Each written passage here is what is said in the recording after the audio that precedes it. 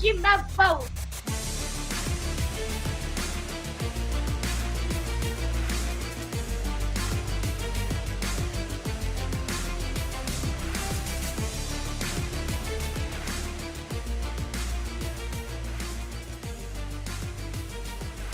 Court is in session with Ryan in Sacktown on If You Don't Like That. Now, Ryan in Sacktown. Oh, must be Ryno.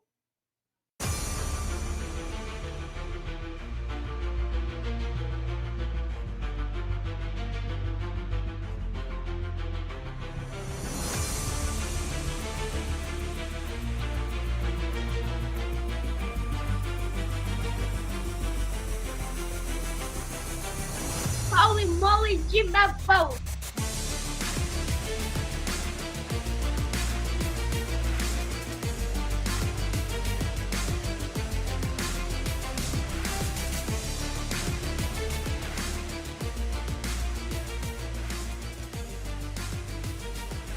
Court is in session with Ryan in Sacktown on If You Don't Like That. Now, Ryan in Sacktown. Oh, must be Ryno.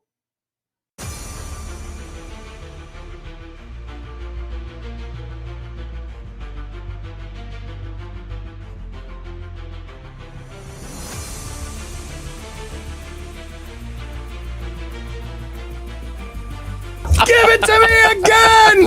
Give it to me again! Give it to me again. Good to be back in the home studio. It is Jerry Reynolds Wednesday. Fired up to have Jerry here at 3:30. Lots to talk about between what's going on in the finals. I want to get his read. Remember, he had the Knicks.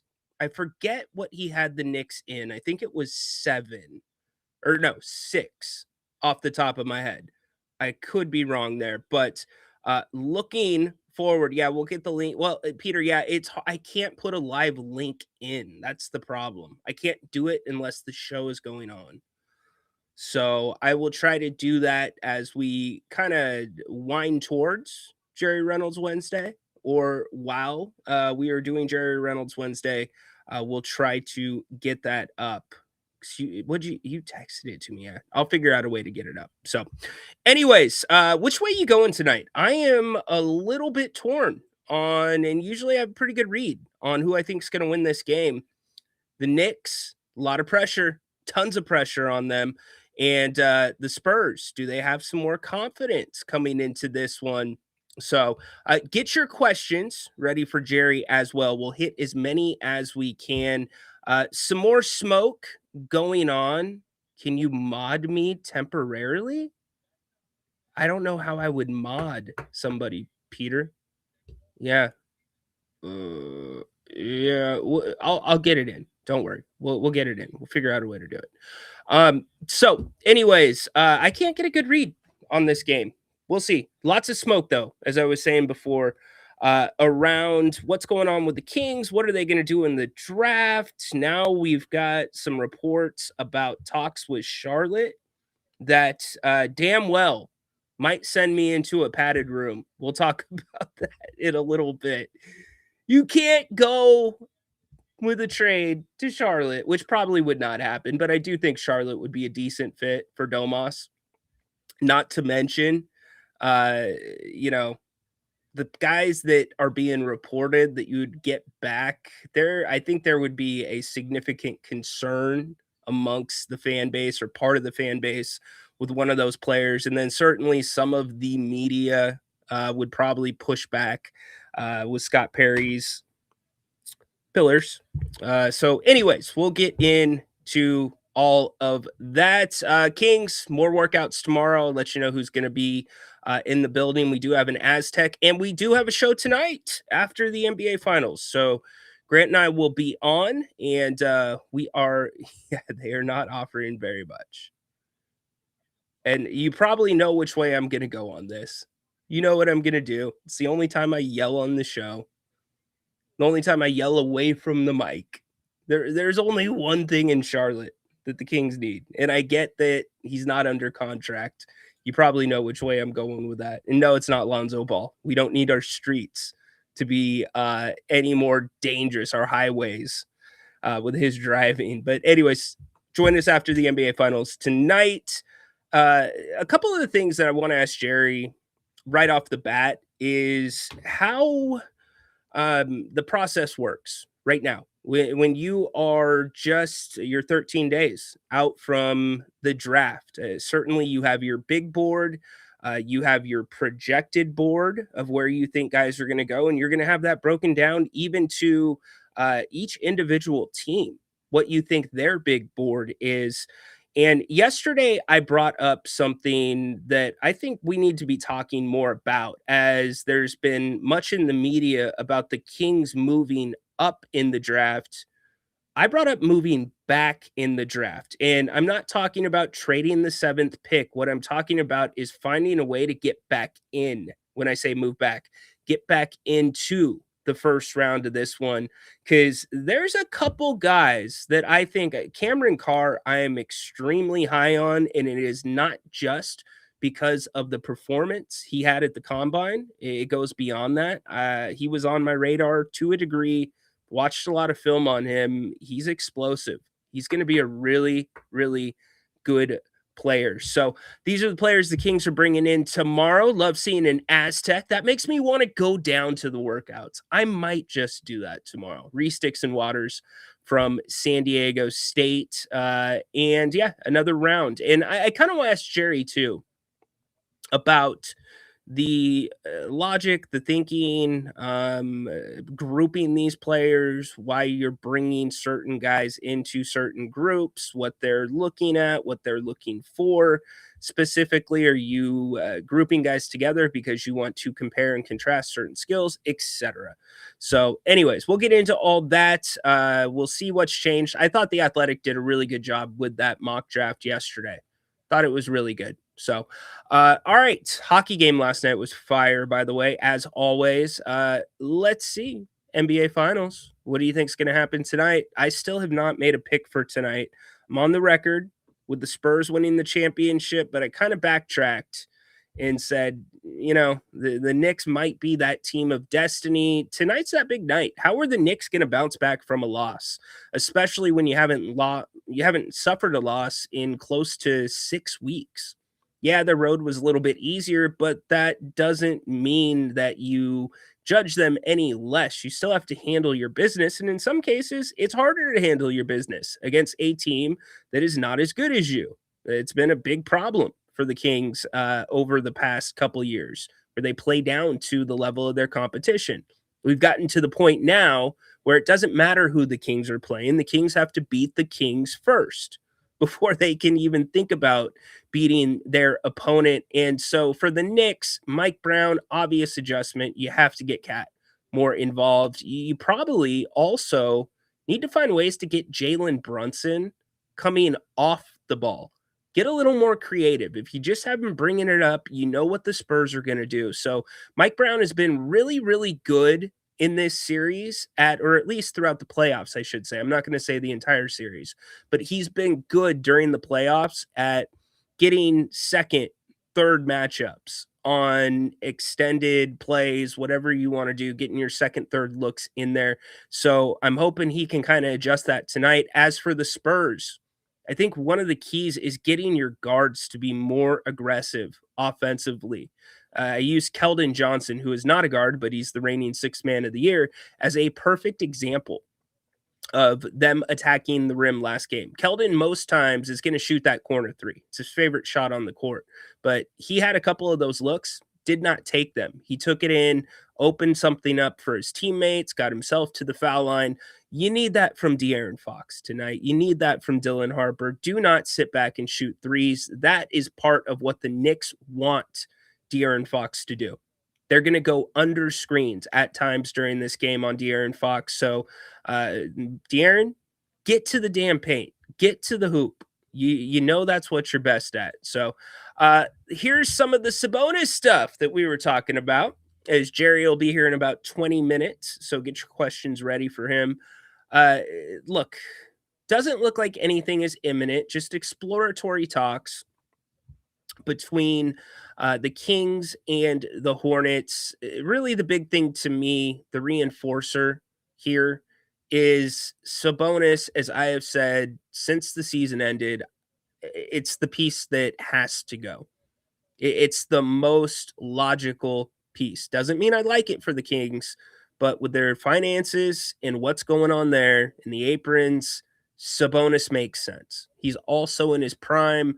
If you have a handful of teams that value his skill set, I think Charlotte very much would. I think he fits in well with the way that they move the ball, that fluid offense, athletic big wings. Okay, I could see it. Toronto, another team that the Kings have talked to, not just because they've talked to him in the past, but because he is a really good fit there. So if you can get good value, it's a time to do it. And how you define value is going to be different. You have to get players back that are going to equal Sabonis's salary, but what you're looking at is guys that you can cut without a big consequence. Maybe they don't have a guarantee. Maybe they're on an expiring deal, much like Zach LaVine. So is the value going to be draft picks? So in a situation like that, you're going to be looking to get good draft compensation. Or are you looking to get a guy? And who would that be? Possibly from Charlotte. I have an idea of who that could be because the Kings have missed so many times. I shouldn't say they've missed because they have never been directly tied to the player. However, he's been out there.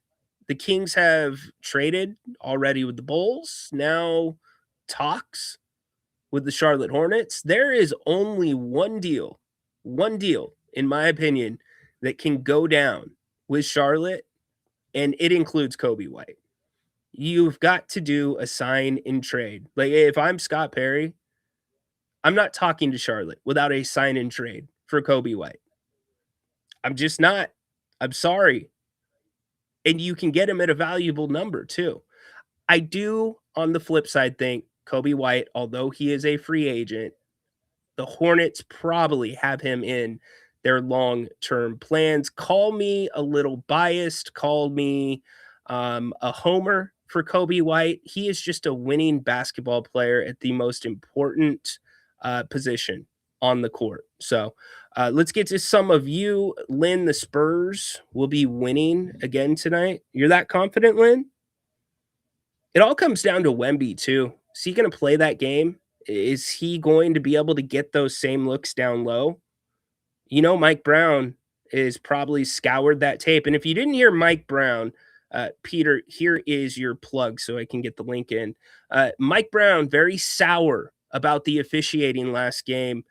Here's what he had to say. And as of right now, I have not seen any fine for Mike Brown yet. So we'll keep our eyes on that. Mike Brown last game. I want to make sure I get something clear. Coach Mitch Johnson and the Spurs, they won the game tonight. They came and took the game.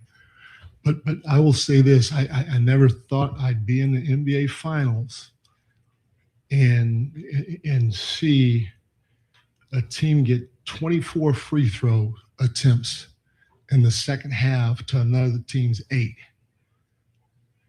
And I don't think I complain much about officials or the fairness when it comes to the free throw attempts. San Antonio is a great team. They're a great team. Okay, it's going to lower our odds big time if we play game 4. And in the second half, they get 24 free throw attempts to our 8. And maybe we were fouling. But they fouled too. Cat gets the ball off a loose ball rebound, and he shoots it, and he gets whacked across the arm, and they hit the ball, and it goes out of bounds on the baseline. There's no foul. There were opportunities for fouls to be called to at least try to even the free throws out. Now, we didn't play good. San Antonio played great. We could have played better. There were a lot of things that we didn't do that we did in game 1 and game 2. But to go 24 free throw attempts in a second half, that's 48 for the game if you think about it the way that they called that second half, compared to 8. All the shots we took, we got fouled 4 times, roughly, for 8 free throw attempts. Again, I don't complain much. I never thought I'd see that in an NBA Finals game. And I saw it tonight. That's tough to overcome when you're playing against a great team. Having said that, again, San Antonio won the game. I'm giving their head coach and their players a lot of credit. Wemby played great. Stephen Castle played great. I'd go down the lines. Fox had a big shot late. But as a team, if you take away the fouls and the free throws that should have, in my opinion, been a little bit more even. Again, maybe we fouled that many times, but they fouled too. And it's not shown at the end of the day on this box. Mike Brown got skewered for that in the media, going to the ref card. Did not get high praise for that. So there's your link for the World Cup Pick'em. It is in the chat. I will pin it to the top of the chat if you would like to join the World Cup Pick'em. Not a fan. Brown talking about the fouls. Yeah, I'm kind of with you, but it is something. Charlotte isn't willing to include the 14th or 18th pick in the draft as part of any Sabonis trade. And then you've got the Thunder also with the 12th and the 17th. Can you get back in? I kind of feel, maybe not, the Thunder are going to try to parlay those picks together to get up into probably the top 6. But if you get through the top 6, could those be sparsed out? And could you get, if the Thunder do end up drafting at 12, I would be, if I'm Scott Perry, I would at least have a strategy as to what we could offer to get in at 17, get back at 17. Because it does help the payroll situation this year. Like if you can part with a few second round picks and I don't know, Devin Carter, maybe. I'm throwing stuff against the wall. Whatever you think they might like, because they need to get some expiring contracts in there too. I would be looking at that heavily, moving or at least getting back in. Why not? Get back in the draft. Brown is a crybaby. Look at Lynn, dude. Lynn's getting like really opinionated and defensive about his Spurs. He's been right a lot about his Spurs, but okay, I see you. Jerry Reynolds here in about 10 minutes. Jerry always shows up early, so I'm going to guess it's going to be like 5 minutes. Tomorrow, I want to talk about something that came out in The Athletic today, and it's a conversation that we've had since the King's Court has been back on a daily basis, and it relates to Brandon Clark and his death, which it's a very good article bringing to light a substance that is not talked about enough and doesn't seem like it's prolific yet within pro sports. In the leagues, at least, are not testing for it, but it's readily available. And I think you need to know about it. And if you have kids, if you're somebody that's taking supplements, you need to know about this substance. It's called kratom, and it's being linked to Brandon Clark's passing. And if you don't know who Brandon Clark is, he played for the Memphis Grizzlies. He had some legal trouble. He did not play this past season. He's rehabbing an injury. But for Melody Gutierrez to come out with the article that she did today, I think it deserves at least a few minutes of our attention tomorrow. So we will hit that tomorrow. As for the Charlotte stuff that we've heard with Sabonis, I alluded to that one player, Kobe White, and I will make you a promise. Here is my promise to you. My promise to you is if the Kings make a deal with Charlotte, which I don't think they will, but if they were to make a deal with Charlotte and they didn't at least inquire about a sign and trade with Kobe White, I will recreate the In Sync music video. I drive myself crazy. Yes.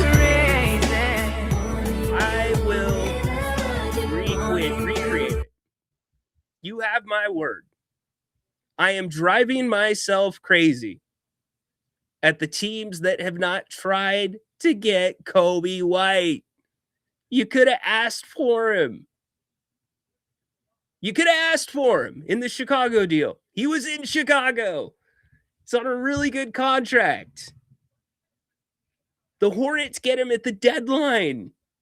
It's like these handful of players at each deadline that have slipped through the cracks over multiple administrations and front offices here in Sacramento. Like, here's a great one. Rui Hachimura. He's a free agent now this season.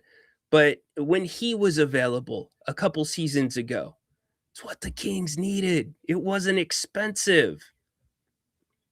He goes to the Lakers. Yeah, my bad. That was a little bit loud. So here's my promise to you. Because here's what I'm also going to do. If there were to be a Charlotte deal, I will ask the question to Scott Perry. Did you inquire at least about Kobe White and exploring any scenario that included a sign and trade? If I don't, and the Kings, if I don't ask that question and this deal goes down, you're going to get some Ryno in sync. I drive myself crazy. He'd be so perfect in Sacramento. Come on. Go get Kobe White. He's a free agent too. Go get him. Do what you need to do to go get him. And then, okay, let's say this. What if the Kings did? What if plan A on their free agent list is Kobe White? How does that affect this draft? Like, if you think you can get Kobe White, if you're willing, and I know the Kings don't right now have a lot to play with financially, they are kind of spam. I know. Trust me. I get it. Spam trade rumors upset me. They're ruining, or is gambling ruining sports? Can I go with you to the tryouts? No, unfortunately, you cannot. But they're at the Golden One Center. So, yeah, they'll be working out tomorrow. Gambling in sports, yes, to a degree. I mean, let's put it this way. There used to be a bigger barrier to enter the market, per se. You know, like, we didn't hear about all of these different players, Brendan Sorsby being the latest at Texas Tech, being involved in gambling. And the NBA, let's not forget Chauncey Billups, Terry Rozier, that whole situation that's going on. That would have been 20 years ago times 2 of what the Donaghy scandal was. And now it's just commonplace for these things to be rolling out. And the reason to me for that is if you were going to gamble, you were either doing it illegally with a bookie, which, you know, there's accountability there. Like, the bookie's going to come after you if you do not pay him your money and you lose, or you're doing it where it was legal. Vegas, you know, places like that. Now the barrier to entering is nothing, man. It's a smartphone. And not only that, You are being, they're chumming the waters. And I understand I promote Prize Picks. I'm not being a hypocrite here. I will stand here and say I don't have a problem with legalized sports gambling.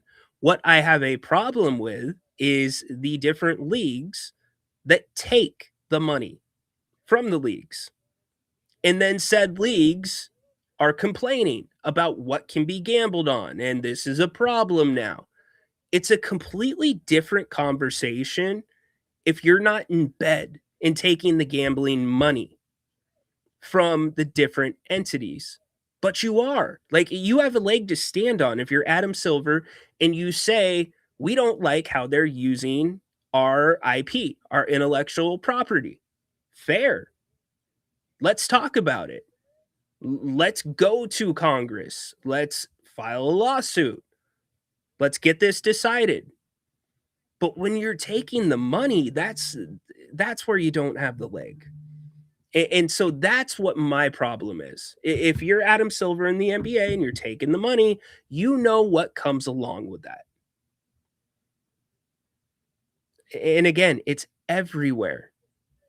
People that say and ask, why would an athlete who's making $5 million gamble on a game or gamble on a prop or do this?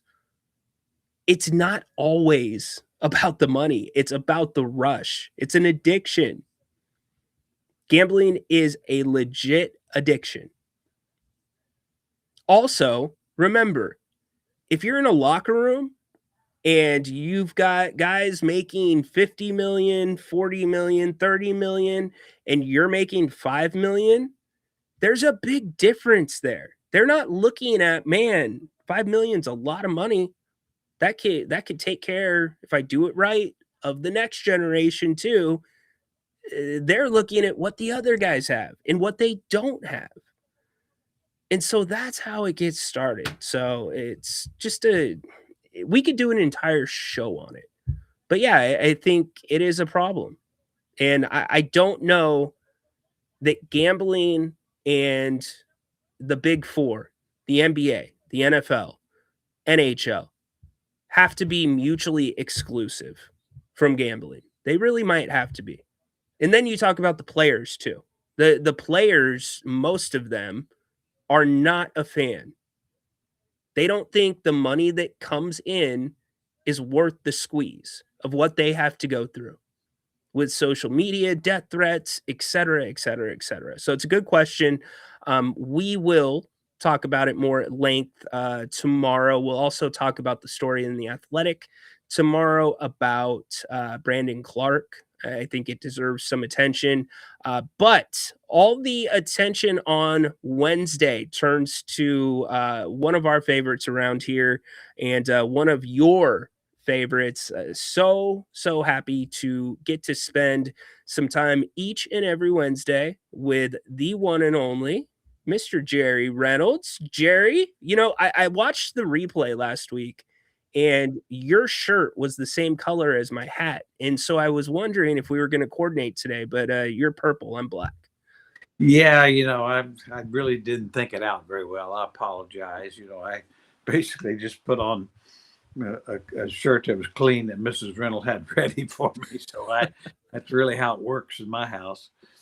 Well, and then I appreciate you following the guidelines of preparation and getting ready for this show. I know it doesn't leave a lot of time for extracurriculars. No, when I kind of pour, do about 20 some straight hours of preparation for you. Yeah. You ask them some very penetrating questions, and the fans do, and so I want to be prepared. And of course, if I'm not, I'll just bullshit, as you know. Hey, you do that well too. Not gonna lie. You can play that game. Hey, before you came on, and thanks for making the time, we were talking just briefly about gambling. You have now been around the league, watching the league through this period where gambling is legal, or at least the props are legal in most states, the poly markets. And you've also been a part of it when it was strictly not allowed in any form in the NBA. Compare and contrast the two sides of what you've seen. Yeah, it really was, of course, during my entire career in the league, it was, basically they watched you like a hawk. You had to take all kinds of tests and signed papers and went through seminars, about not gambling and what you could, what kind of questions you could answer and things of that nature because of gambling. And now obviously it's a big part of the league. Just I was listening to part of your last discussion, and let's face it, the leagues have embedded themselves in gambling. It's financially, obviously, great for them financially. I don't know, it's like anything, you kind of pay for what you get. I mean, there's a price to pay. My feeling has always been, I mean, a lot of people like to gamble. I'm not one that does. I just never have. I can't say I never have, but I haven't in probably 60 years almost, because I had a bad experience in gambling when I was young, and it taught me a pretty good lesson that I still learn today. And but I just think that the leagues themselves have got to police it like they used to, in a sense that, regardless, you just can't bet on your sport. Yeah. At any time. And, let's say if, a basketball player wants to bet on football, I don't see any problem, but I just think it behooves the league with their players and coaches and referees to not be involved in any gambling on the sport they're working. So was the lesson that you learned tougher than the Claude Bird cigarette lesson? Very similar. Very similar. Yeah, I basically had about $20 to my name. I'd saved, to play a little carnival gambling game, and I lost it all. And I was just, and at that time I just started dating my wife to be, and so, we had no money to go out or anything, and so. Oh wow. So there was some well-deserved grief, right? Sure. And $20 to me then would have been like 20,000 now. I mean, because well, anyway. So it was a good lesson. It's very similar. It has saved me a lot of money and grief over the years, much like the Claude Bird teaching me how to smoke a cigarette, which solved that problem. I mean, that took two vices right out of play very early on. Yeah. I don't know. I haven't. I wish somebody had taught me about drinking beer earlier too. I had to go through about 30 years the hard way on that one. Yeah, you would have a lot more per diem saved up. Oh, probably. Yeah, I sure would. And so anyway, I've got that solved now. But I would have liked to have that solved. So anyway, I'm running out of vices. I think you have healthy vices. You walk every day. Yeah. Other than I crave sweets, and I'm a diabetic. So there you go. Yeah, but they have so many more options now out there for you that are like replacement. A lot of sugar-free stuff and all. I mean, although you have to watch the carbs, but it's easier to follow than it used to be. So yeah, I feel for people 30, 40 years ago, 50 years ago that just almost didn't have a chance. Yeah, it's same thing with people that have allergies to gluten. You didn't have the variety of things that you could eat. It was a very different time. For sure. Yep, sure was. Yeah, a lot of people say, "Oh, the great old days." Well, a lot of the old days weren't so great. yeah, very true. I know that for a fact. So, every era has its positives and maybe some of its downsides. No doubt about it. Speaking of eras, right now the Kings' current era is not currently have the stock's not going up quite yet, but Jerry, we're 13 days away from the draft. Take me into the general manager's office. What's the process right now? What scenarios are you playing out? What's the thinking and the combinations of players that you're bringing into the building, et cetera? Well, I think they really, at this stage, really have to focus on, say, the first pick in the draft, number one. But also, there should be contacting teams, and I'm sure they are, about potential trades, not only for the pick, but looking at trades for existing players, for other teams' players, working out trades. So it's a real busy time, and certainly, with Scott Perry, he's got a good full staff, so a lot of guys are involved. And I mean, I think that what you want is to really find out as much information about potential trades for your draft pick, if necessary. Your players, identify players you'd like to trade for. That's equally important, and who are available, and then maybe equally important is your second round picks. Now that's a bit tougher, because there's if you're picking 34th or whatever, well, 33 guys are going to be gone. You can't do anything about that. Right. And so you have to identify quite a few more players for those later picks, and of course they did a great job on that last year.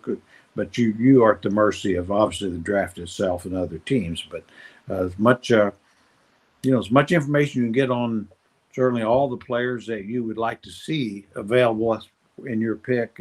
But I do think, and I was reading, I think, a question earlier of one of the fans before I came on, and yeah, I think that not to be really looking at trade possibilities and I know they are, because that you're missing the boat. Especially teams don't want to do much before the draft, but right up to the day or two before the draft comes in, then trades become a lot more likely.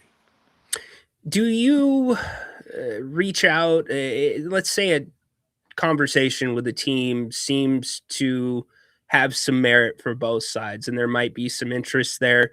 At what point do you start to put something in place? Like, if these couple things end up happening in the first 5 picks, we'll probably turn to you see what I'm saying? Like, putting something to where it's set in structure for the most part, but could change so you can execute it right away. Because it's a quick window during the draft. Yeah, you exactly. You have to be prepared for several scenarios there. And I mean, and it might be too that you may have decided a team would give you what you want for that pick if a certain player is there.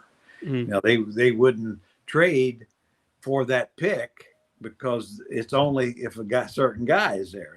And of course that may also be, you may go to a team and, okay, this is a deal we'd like, unless Joe Fiduzel is there at number 7. In that case, we're keeping the pick. And so you have all those scenarios as well.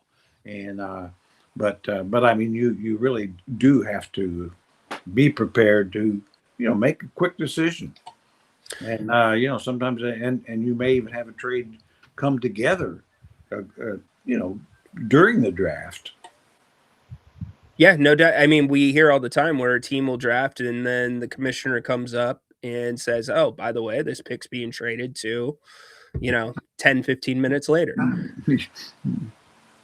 So, okay, there's been a decent amount of conversation here in Sacramento about exploring moving up in the draft, specifically around Darius Acuff. So I want to ask you 2 things.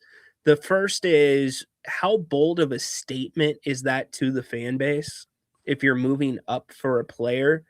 And 2, what does that say about how Scott Perry and the Kings look at this player? Are they saying this is the guy that we are building around when you move up in a draft like this? Well, it better be. When you do that, you have to get the best guy that say you move up to 5 or whatever, or 4. Well, you better get the best guy at number 4. I mean, it puts even more pressure. And certainly, I think in general, most of the best drafts moves along those lines have been moving down. than actually, it's the old Danny Ainge trading the number 1 pick for number 3 plus several other assets because he knew that Philly wanted Markelle Fultz, and he knew that Jason Tatum was the best player in the draft. Right. He could get him at 3. And so, yeah, I think those things happen. I mean, I always remember, too, a classic was Milwaukee traded up to get number 7, which was Tractor Trailer from Michigan at that time, and gave up number 9 plus things to Dallas, and they took Dirk Nowitzki. Yeah. So, when you move up and get a guy that's out of the league in 3 or 4 years, and you see the guy you could have had first ballot Hall of Famer, it kind of stings a little bit. It's what you call a costing jobs. But to your specific thing, I in general, I think it's a mistake, especially for a team like the Kings, who have very few assets they can squander, so to speak. And to move up, you're going to have to give up significant assets to move 2 spots. And then the risk, too, is say you move up and your guy you say is a A-cup and you're good to 5. Well, what if Memphis takes him at 3? There's some rumors about that. Yeah, there is spot on. And I don't know that this team's ready to have a player that they feel like they need to move up for. I mean, I guess there's never a better time than now if you think that's the player, but I don't know if it's anybody outside of those top 4, and we won't know that for years. But you hit on something that I started talking about yesterday, and I think it might be the secret sauce of this draft. And Scott Perry did a great job of it last year, recognizing the limitations with the payroll and the need to get into the first round, because the Kings didn't have a first round pick, and he ends up getting Nate Clifford. Is the secret sauce maybe trying to get back into the first round, Jerry, after picking 7th this draft? I think with this draft as deep as it is, I think you've got a chance, if you could combine the second round picks and something else, or maybe that would get you a late first. I think it'd be a good move because this team needs more talent, more young talent. And so that would be good. I think, like you say, I thought Scott Perry did a nice job last year overall, getting into the first round and got a good young potential player. So, this, and then plus the real important thing, I think, is that with the draft, the way it's going to be in the future. Yes. I mean, you have got to hit this year. Okay, you can't make, you just can't count on. I always say the best way for small market teams to improve, we've talked about it, is the draft is number 1. Trades and free agency were 2 and 3 in some order. Probably depends on your circumstance. Now, it puts more pressure to be good at trades and free agency, and of course you can't trade unless you have something they want. And you can't get in free agency if you have no cap room. But I mean, to change your team, you really, I think for especially small market teams, trades and free agency just got a lot more important.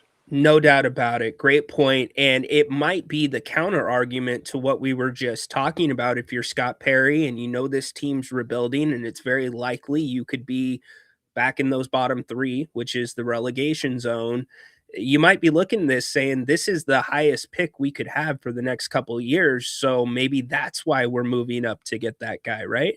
Yeah, exactly. Yeah. I mean, it's so, and this is the deep draft. I mean, now we don't know if it's going to be as good as people say. I'm convinced it's not going to be an all-time great draft. I just don't see a first top 10 all-time player in this draft. Now, I think there are going to be some all-stars in this draft, but franchise changers, we'll have to wait and see. But most people that I've talked to that I still have some ties that are involved think that next year's draft might be a real poor one. So, if it's as deep as it looks like it is, you do have you know, it's like so many drafts. Some of the best players in the world have come late in the draft. Sure. So Sure. and that'll be the case this year. I mean, there's nobody can say for sure that Braden Burries will not be the best player in the draft. It's a great point. Now, you know, now he's not going to be taken first, but who knows? You know, who knew that, you know, Steph Curry was going to be what he is, or Klay Thompson, or Adetokounmpo, or you know, Gilgeous Alexander was 11 and was traded and was traded. so yeah, that it's still a crapshoot, but the better, you know, the better number you got, the better chance you have generally. Very true. Some more noise about Domantas Sabonis. We disagree on this. You think he'll be on the roster opening night? I do not think he'll be on the roster opening night. How confident are we that the Kings will almost get nothing for Domas? And I want to rephrase this because I want to go back to before the Fox trade. You said that this was probably going to be the most important trade in Kings history up to that point to make sure it was executed properly. Is that now almost a double down if you're looking to move Domantas Sabonis, Jer? Well, you've got to get value or close to it. I mean, I think with the team, it appears would like to, you know, get cap room, kind of redo the franchise and all that. So I think you're probably not going to get a dollar for dollar. I think, but I think you can't move Domas for 20 cents on the dollar either. You've got to get something that you feel pretty good about. I mean, I'm starting to come around to your thinking. I mean, just reading some of the recent talks that, you know, certainly with Toronto and especially Charlotte, I could, you know, I mean, Charlotte really does make sense. Now, you know, what you can get from Charlotte, and because they really need a center. They've got plenty of firepower around it, but they need somebody who can rebound and get the, you know, and get the ball to the shooters. And well, that's exactly. And you know what? I don't mean to cut you off, but I've been saying this. The value of Domantas Sabonis is more for certain teams that value his true skill set. And I think a team like Charlotte is in that conversation where you've got some explosive players, but you need somebody that can facilitate in an alternative way. Yeah, exactly. I mean, I think they are happy where they're at. I mean, they're an exciting young team, and they need a better center, and they're plenty young enough. So, you know, this wouldn't really be go against their timeline. And like you say, they've got the scores and all that. Now he's not going to help them defensively much, and that's but they're trying to outscore you anyway. Spot on, and he'll help them that way for sure. So yeah, it's one of those trades. Depend, you know, if in fact you could get one of their first round picks and a couple of players that could be utilized, and I think there's some guys that has been mentioned that could work. It'd probably be a good trade for the Kings, and it'd probably be very good for Domas in his career, really. Yeah, and all first round picks are not equal. You know, like if you get the Thunder's first round pick, it's probably going to be towards the back of the draft. Yeah, well back there. Yeah. I think Charlotte is actually a decent first round pick because you could see it going both ways. If LaMelo was to get hurt, you know, et cetera, they could fall back. I kind of have them still. Maybe I have them 6 to play in still next year. So yeah. I don't mind that. Okay. Of course they've got two this year. They've got 14 and 18 this year. Oh, that's right. Great point. And so I could see, you know, if somehow you could get, you know, 2. I mean, not that you could, but certainly get one of them this year for sure, and then maybe one next year or one next year, and it depend on, you know, everything working out salary wise. But I think they've got a little extra room too. It's a great point. Some of the reports say that they don't want to part with those, but if it's the right deal, and it seems like for them, it's the right time to take that next step if you think you can contend. And with Domas, I think that would change things. But it's true, when we start hearing about this stuff, sometimes it's already out of play, and we're going to hear a lot as the draft comes along. Smoke and Yeah, mirrors, you know, right? to Charlotte too. It's like I understand it. They don't want to, you know, that's always the talk you're going to hear. Well, we don't want to give up this or that. It's like I think a lot of that smoke screen because they don't need another 19-year-old guy. They're really young now, and they're trying to get better. They don't need a couple more 19-year-old guys. They're plenty young now. They need to get. I mean, if they're truly trying to move up into the pecking order, and I think that's the case. You know, they've been in the lottery so long, and now they've starting to show a little bit, and their fans are, they're saying, okay, now what? Okay, let me push back. It's a great point, but let me push back a little bit on it. Okay. Because if you're looking at the landscape of the NBA and you're looking at the best teams that are out there, the teams that are still playing, that got down to the Final Four, depth is what they have for the most part. And so as a general manager right now, where is that line, Jerry, where we say we need that 14th pick, we need that 18th pick, because this might not be the year, but we bring in, and I'm going to use an example that is a little bit more on one extreme. We bring in a Harper and we bring in a Castle with our draft. Where are we going to be at in 2 years? So like, where is that discretion? Is it general manager to general manager, situation to situation? Yeah, well, I think, I think they're, you know, you make a great point about you certainly need depth. I would say, yeah, if you get, but they've got 2 picks. If they keep one, you know, how many roster spots really do you have to fill? Then secondarily, their situation would be no different than the other team trying to get better. And I use Oklahoma City as a great example.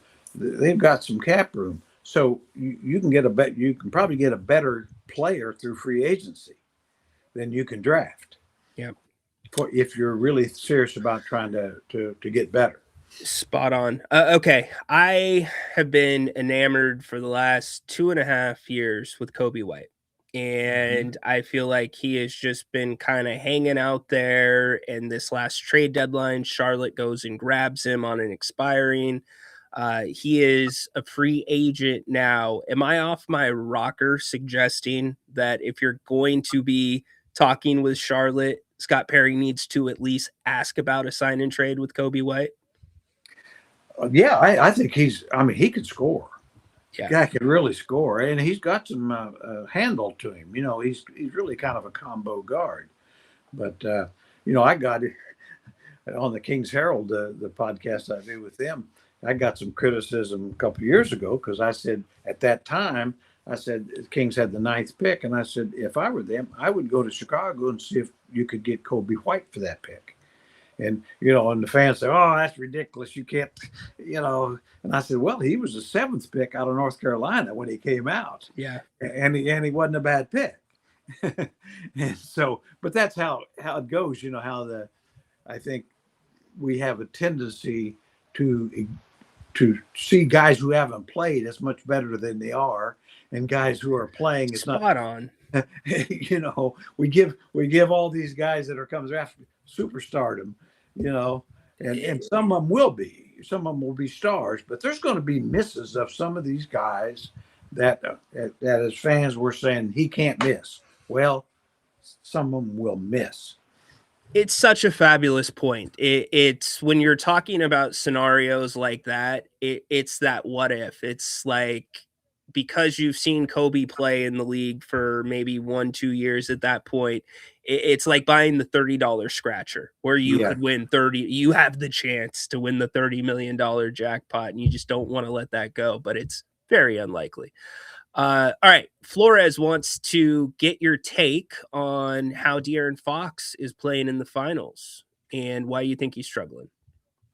It's a great point. He is struggling. I mean, I thought, you know, it was really important that he hit the big shot the last game. I think that should bode well, maybe going forward. I think it's as much as anything with De'Aaron is how good Harper and Castle are. Yeah. You know, and Vassell. I mean, Yeah. they've got a terrific guard line without Fox. And so, you know, then Wembanyama is clear number one, and to De'Aaron's credit, he plays that way. But yeah, I think it's you know, his role is just so different, and that puts, you know, where he's going to get 12 or 13 shots a game. Well, and that puts more pressure on him, you know, as opposed to being on a team that where he knows he's going to get 40 minutes if he wants it and 25 shots. And so I think that's part of it. And honestly, maybe even, you know, I know he's gotten some criticism in San Antonio. You know, once you sign that $200 million contract, expectations go up and criticism comes with it. So, yeah, I mean, you know, De'Aaron's a heck of a player, but he hadn't quite played up to his ability, in my opinion. And maybe injuries are part of it, but I also think the pressure of the playoffs, the defense is so much tougher and physical, and the fact that, you know, he's not going to get the minutes and the shots that probably he thought he would when he went there, because, you know, Harper is probably going to be an all-star level player in about 3 years, and of course Castle already is. You know, Harper might be ahead of schedule, honestly, with how much attention the Spurs are going to have, regardless of whether they win the championship or not. Yeah. I mean, really, it's a case where it's a good problem to have. But I honestly, and I've said this before, I don't think there's any way they don't trade Fox within a year or two. Yeah. You can't pay all those guys. Right. I mean, Wembanyama and Castle and Harper and Fox, you can't pay all of them $250 million a year, and stay. So something has to happen there. And of course, De'Aaron would be the most likely. My guess is they'd rather move him as opposed to Harper or Castle.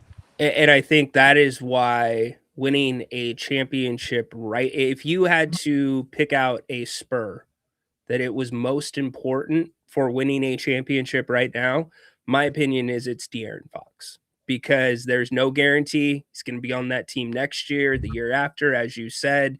And at his number, I don't know how many other teams that are contending can bring that number on.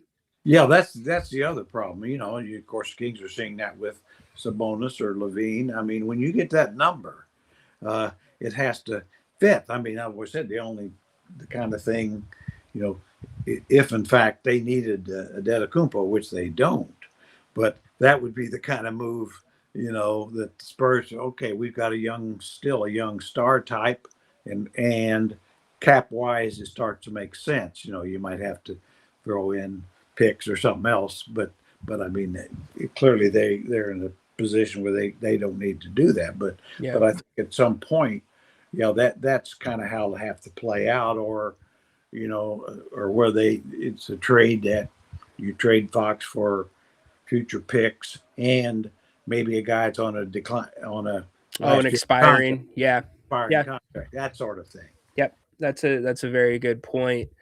Look, Mike Brown knows Fox as well as probably anybody that's in Madison Square Garden for Game 4 tonight, and he has been throwing the bait out there for Fox to shoot that three. He's going under on screens with Fox. Mm-hmm. Is that the key for De'Aaron's game, to have some restraint and pass? Have more discretion in shooting that three ball? Yeah, he needs to. Certainly, there's times when you have to do a clock or situation. But I think that's when he should probably shoot it. But I still think he can get to spots on the floor, you know, that 15-footer. Yes, he showed it.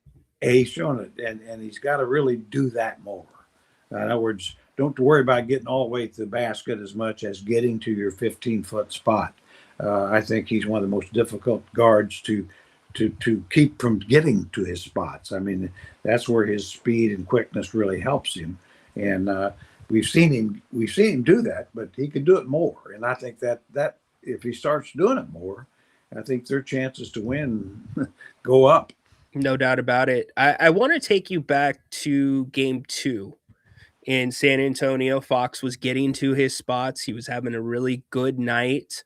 And then you get to that final possession where it looked like he could have maybe made a move to get to the key, dishes it to Wemby, 17 feet. Wemby misses the shot.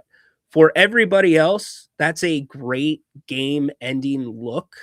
But for Victor Wembanyama, was that a great game-ending look? I will say this: if you got that shot to win the game, you're happy with that. Okay. I mean, because he's going to make that 60% of the time. Now, would Fox had a better one? Probably. But I think that goes to what we're talking about. I mean, Darren knows who number one is, and he could have got a pretty good shot. It probably would have been a 60%er or better, maybe. But I mean, so they had the play for Wembanyama, and I would, as a coach or anybody or a fan, I'd say, yeah, give us that shot to win a game every game, and we'll be okay. But with Wemby, do you have to rethink what a really good look is? Like, is a 17-foot jumper really that great of a look for Wemby, considering his size and dominance? Well, when you realize he doesn't have a post game, you better. It's a great point. You've been saying he needs a post game. He needs a post game. I mean, because his idea of a post game, well, I'd rather have him take that open 15, 16 footer squared away than a fadeaway jump shot at 8 foot or 9 foot with, which is what his post game is right now, other than a lob. Yeah. Which they're not going to, it's tough to get that in the last second playoff situation. So, yeah, it's tough. I mean, but my point is too, I mean, I think the Knicks could win the series, but certainly the Spurs could have won all three. Yeah, absolutely. And of course, the Knicks could have won all three, but I mean, the third one was more controlled by the Spurs than any other game has been. So, I think we got a series. I would not be surprised to see a 7-game series, and I hope we do. The ratings are great. It's good for the league. Even if, they're playing throwback basketball back to the 80s and early 90s with, how physical it is. I'm going to ask you about that in a second. You had the Knicks in 6, right? I did, yes. Okay. So you have the Knicks in 6. But yeah, I could see 7 too. Before we get to Renus's question, what's your take been on the officiating so far in the finals? And did you think Mike Brown's comments were fair? I did. I mean, I thought, I think the Spurs deserved to win the game, but I thought they got the advantage, in the second half of a pretty good whistle that, the physical nature of Castle and those guys, they got by with a lot of just pressure fouls out on the floor that, and then of course they got the line more. But anyway, yeah, I thought he actually made a pretty good point. I know I was talking to Aileen, former Sacramento Bee, and of course she disagreed with me totally on it. But big surprise. But I mean, I just said, I honestly, because I got no real dog in the fight. Right. But I did. I thought that the physical nature of the game, that the most physical team really benefited the most. And that's often the case. But so that's what it is. And, hey, the Knicks they allowed it to happen. That's why I don't feel too bad for them. It's like they got back to dribble ball, and they've got to get Karl Anthony Towns involved. Amen. Well, and, they went to him a couple of times down the stretch, but he shot the triple. Yeah. I mean, I just think to getting the ball to move the offense, it's so hard for the Knicks to move the ball against those guards. And all 4 of the Spurs guards are good defensively. Yeah. And you're seeing, the Knicks working, have to work 16, 18 seconds just to get into a scoring position. And that's a lot of pressure. And, you're seeing, not a lot of easy shots. I think, and really OG Anunoby was the only guy who seemed to could get his quality shots a little easier. Very true. Look for Mike Brown to probably put in some secondary movement and have Brunson off the ball tonight to try to break things up. And then, like you said, Cat absolutely needs to have some offense running through him. And then the Knicks didn't shoot the three ball as well as they did last game. No, I thought. Oh, go ahead. Sorry. Yeah. The one thing I'm interested in your opinion. I've always thought if I were the Knicks, whoever is Wembanyama is guarding, I'd try to run the offense through him because you can make a hit on him easy. And now I don't care if it's Jason Hart. I don't care. But bring him high. Make sure that Wemby is guarding him and hit him. And now get your movement off of that because and get away from the dribbles. And if you get it back to a Brunson off of that, now he's got a live dribble as opposed to using up his dribble, just getting it in play. No doubt about it. I am 100% with you because you're bringing him out. Now, you have to understand he can still probably make up some ground, but you saw last game, I think it was it Jordan Clarkson that put up the floater, or not the floater, but the finger roll? You can't do that. The ball needs to be on the glass as soon as possible. And Jerry, you've been around these guys. The spin that they can put on that basketball at different angles, this is where that skill needs to become, utilized to its best. And I would also do this, Jerry. I would hit Wemby with some back picks once in a while. I have not seen any at all. I haven't either. And I do think that, Wemby being the great player that he is, he's trying to defend the whole team, and that's fine. But that's why it's easy to attack, get the ball to who he's guarding because he's playing goalie. Yes. Yes. I mean, he's basically playing goalie. Well, and so, at least just make sure you can get the ball and play it at a nice, quicker on the clock with less dribbling and more cutters. And if he's being involved at all a little higher, a few cutters might be able to score. As you talked about, you're going to have to shoot it a little different, use the rim to protect yourself, and put it high on that glass. That's right. Spot on. And oh shoot, I lost my train of thought there. I was gonna say maybe it'll come back to me as we'll go to Rita's question. Like me, man. I use my train of thought about 80 times a day.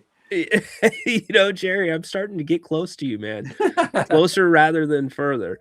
All right, Reynolds, as a GM, how much is the coach's opinion factored into a draft? What's your experience with that dynamic? I think you want to factor it in, but you always got to remember the coach and the GM are cross purposes to some degree, even when you have guys that are great friends like Rick Adelman and Jeff Petrie, that sort of thing. Because the coach is looking, what player can help me win more games now? A coach is game to game. A GM has to be year to year.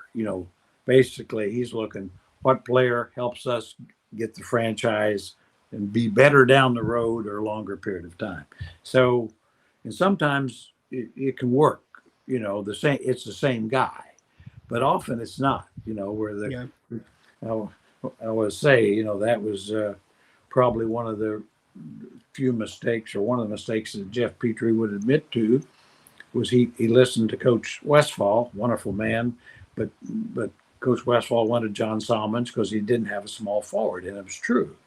And so moved back in the draft, and as opposed to just taking the pick, which you got John Salmons, he filled the small forward role, but then you screwed yourself up in the draft, because I know the thinking was then that you'd get Kemba Walker if you did that, but Kemba was taken right in front of you. Yeah. And so that's there again. The further you move down, the more moving parts there are. Yep. Amen. I remember what I was going to ask you, or I was going to say, you're seeing the best version of Steph Castle, Dylan Harper, and De'Aaron Fox, because they're all guys that if they want to, they can gamble a little bit. And they're all guys, as you said, that can get up into you. That's not something that they could do if they played on every other team. So you can't true. do it all the time. And they have the ability to do it now because of Wemby. Yeah, Perfect pairing. I mean, it's almost, I always say, it's, I'm the only one that could remember this, but how Bill Russell changed the Celtics. They had great offensive players and all that, then they'd win 40 games, 42 games, whatever, a little over 500. They were a fun team. They could really score. When they got Bill, now all of a sudden they became great defensively. And not just Bill, but all of a sudden the guards, same old thing. The guards could take chances, run out, do all that because they knew you had the goalie behind you. And yes, it wouldn't be the same. I mean, you put Castle, as great as he is, he'd make the Kings a lot better. But his defensive work, it would get a lot tougher. It'd be very different. Amen. Well said. All right, couple more questions for you. Jerry, what do you think? Okay, so we talked a little bit about this before, but Domas playing alongside Diabate, Kalkbrenner, and the bigs, and also as a point guard doing DHOs with Lonzo Ball and Con Knippel. Would they be top 6 in the East for sure? I think they'd have a chance. Yeah, I really do. I think they'd have a chance. I mean, there's certainly Knippel and I mean, Lonzo and gosh, is it Miller? Brandon Miller, I think. Yeah, Brandon Miller. Yep. Yeah, who's terrific. I mean, they're all going to get better. So his veteran presence and what he would bring, I think they could make a step. I don't see him as a top 4 or anything like that, but I think they'd have a chance to get in the top 6. Certainly a better chance of getting the top 8. I think they could make that step probably for sure, barring major injuries. Yep, amen. Soliman, good afternoon, gentlemen. Mr. Jerry Reynolds, sir. Oh, you're getting knighted, Jerry. Ooh, Sir well, Jerry Reynolds. Yeah, I like that. I've been a fan for decades. Thank you for all your hard work in this town and all these years. Would Rod Strickland do well against Wemby? Your thoughts? It's an interesting one. Well, Rod Strickland was a heck of a player, and then certainly I know that I'll say this: Rod Strickland would make life very difficult for Castle and Harper and Fox. I mean, he could get places on the floor. Great athlete, one of those very underrated players. Not great, but near great. That gets kind of forgot over the years. But it's just interesting to bring that up. But yeah, Rod was awfully good. But would Wemby be scared? Of course not. I think what Rod could do, he could create shots for others. That he could definitely do that, and he could make it awfully tough on Castle and those guys. Awfully tough. No doubt about it. Look, we're talking about a Domas Charlotte fit. You pointed this out last week, and I was seeing the adjustment that Mike Brown used with not Domas, but with Cat in the Domas role in New York. And I think it's really interesting, and I want to take it a step further. The Knicks, up until last game, were shooting around 40% from the three-point line in the playoffs. And it is so watching Brunson do what he do when they're operating at their best and Cat running offense. It is not a coincidence those 3 balls are going down because those guys, Jerry, are in all the right places. They're, for the most part, open. And it is Sacramento, it is very reminiscent of the Beam team, the way they were able to shoot the ball so well, Jerry. Oh, absolutely. Yeah, I think, I thought that after that first Atlanta game in the playoffs, he really went to using Cat, the high post, getting the ball out of Brunson's hands a little more. Certainly got the same number of shots, but didn't have to dribble and work quite as hard.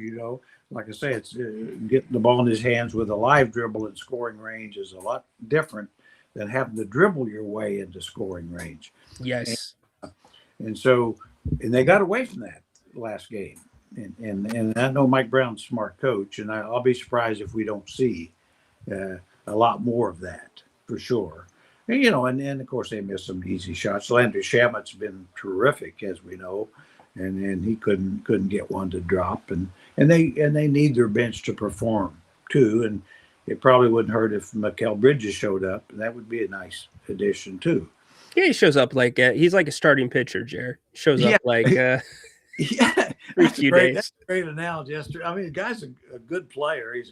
He's consistent defensively, I think, but offensively he's just not. I always think he kind of blends into a fault. He's kind of a young version of, you know, kind of like Harrison Barnes was when he was young. Yeah. You know, where he just kind of blends. Some nights you think, boy, he's one of the best players in the league. Next night, did he play? Very true. Very true. What was his line? 0 for 1, 2 assists, 6 rebounds. At least he got the rebounds. Yeah. I don't know. Hard to. Oh my goodness. All right. I got to get you out so you can enjoy this game. 2 last ones. We kind of hit this, but A-Bar, Jerry, would you move Fox this offseason if you were the Spurs GM, given the Castle Harper backcourt of the future? I would probably look into it. I wouldn't tell anybody, but I would start to be sniffing around, to be honest with you, because I think you might as well get ahead of the curve. If there's a deal you like, why not? Because I'll say the one thing the Spurs, if they don't win, is because they don't really have the power forward they need. And so, you know, if you could, and the best way to get that, you know, I don't know. I mean, if I'm, you know, if I were San Antonio, I might look at somebody like Utah and say, well, or more importantly, maybe Minnesota, who really needs a point guard to go with Ant, and then maybe you get Naz Reid or somebody, and maybe something to go with it. Well, now they've got it, you know, they've got long, athletic four to play with Wemby, but to my mind is, I don't think it's out of the question that they start looking into this now, but be ready. More importantly, probably a year from now, you know, because if you win a championship, you probably wouldn't want to mess it up right now. If they win it, they probably run it back, and then this time next year, if they won 2 in a row or don't win it, like OKC, then you think, well, we didn't win it, so we probably need to make some minor changes. Yeah, and you and I are both in the same boat. Giannis, I believe so. Correct me if I'm wrong. A Giannis Wemby pairing is not desirable to me. I think that throws a complete wrench in how the Spurs play. I agree. I mean, you know, I mean, what you need with Wemby, I think, you know, ideally somebody like Aaron Gordon. You know, the guy makes shots, rebounds, and defends. And, you know, and you got a tough buckaroo to go with him. I mean, Naz Reid's good too, but he's not as good as Aaron Gordon. But that's really, to me, because, you know, even if you moved Aaron, and because he's plenty good, but you got Vassell. He's a third guard. Yeah. And Champagnie can play something like there as a fourth guard, as well as so you know, so they're you know, they're in a tremendous position. They in Oklahoma City, that's the kind of disappointing thing or scary point if you're a Kings fan is what in the world could you do to ever compete with those guys? Right. You just got to focus on yourself. At this point, right? Just try to get better and start, you know, year to year, and then still you're at some point, even if you draft well, you're still going to need another major star. Okay, I'm getting greedy. I promise you, after let's make sure we don't have any more questions. I think we are good. Comment. I agree. We are blessed to have Jerry here with all his wisdom, experience, and knowledge. 100%. 2 last questions. I know I said that 2 questions ago. The first one is, if you had an NBA, a list of all the teams in front of you in a map, which team, if you could say Giannis is going here because he is the best fit for this team, who would it be? I think Miami. Okay. I think it, with they don't he and Adebayo could fit pretty well, and they've got some young guys they can move that they wouldn't miss too much. Like I think Hero and Jamie Jaquez and See, I think they'd miss Hawkes. You well, I need do that too. guy. Don't get You me need wrong. that guy. But he's but then if you got Adetokounmpo, you got your guy going to go to the basket all the time, Great point. and you got to give up something you don't want to lose. Yeah, that's a good And point. but I mean, no, you'd rather move Pell Larson or Yeah. somebody like that. But I can't imagine you getting the job done without at least two players of that caliber plus a pick. And then, but I think you put Adetokounmpo if he's healthy and stays healthy. Big if, with they get Norman Powell back, and then Davion and Adebayo and Pell and the second year player, gosh, out of Indiana, that's really a good young big.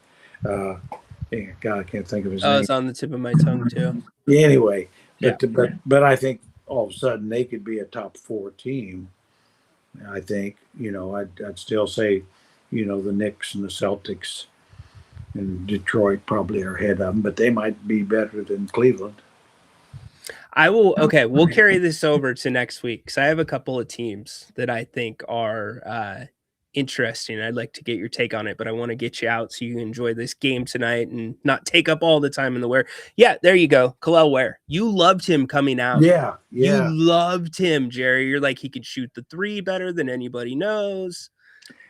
Yeah, that's one of those guys I'd watched quite a bit, just because of him playing in the university. And it's like, boy, he should have been drafted a lot higher. He was, in a way, a little bit like Ryno, although I think more talented, really. I mean, it's because he's so lively.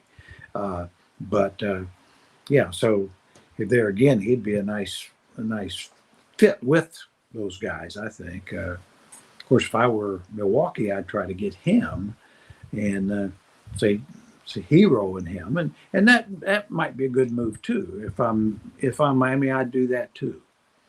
Yeah. I mean, either way, you give them 2, but they're quality players that you're giving up.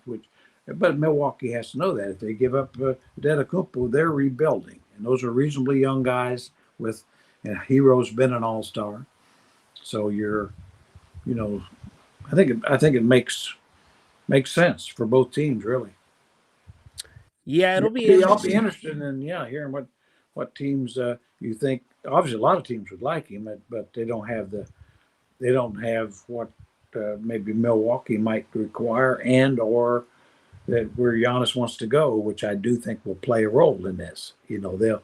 I think they'll help him a little bit.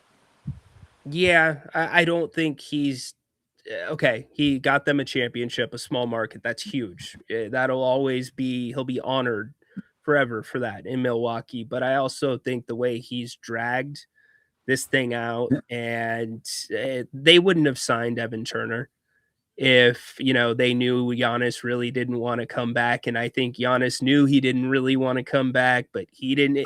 Kind of like the Fox situation where Fox never said I don't want, or I want to be traded, but he wants to be traded. Maybe somebody else said it. So. Yeah, well, your point's right. I mean, I don't know that Milwaukee owes him that, but I think they, just because. Yeah. One of those things. I think given, and I of course, if I were them, I would try to get him in the West.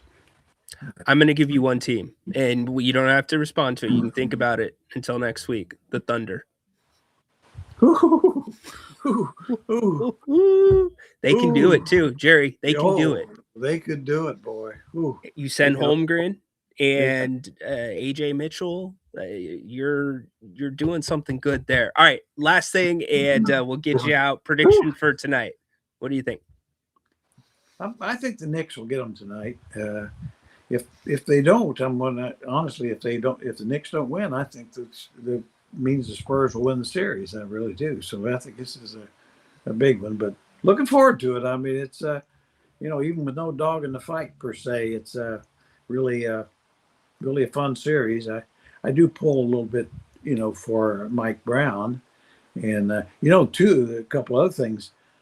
The Knicks have two former Kings assistant coaches. Chris Gent, his top guy, was with was with Mike Malone, and then Brendan O'Connor, I think he was with Paul Westphal, and then on the other side, Corliss Williamson.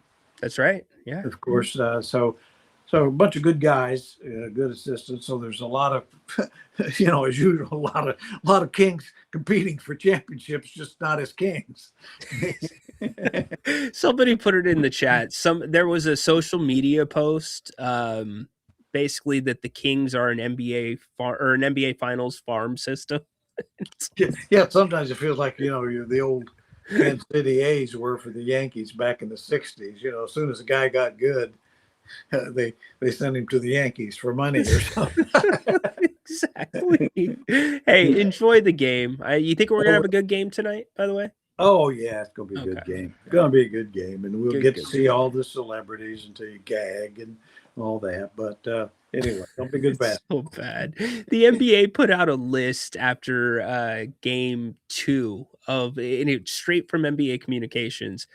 They put a list of celebrities that were at the game. And I'm thinking, did Vivek take over the website for the day? Like, what are we?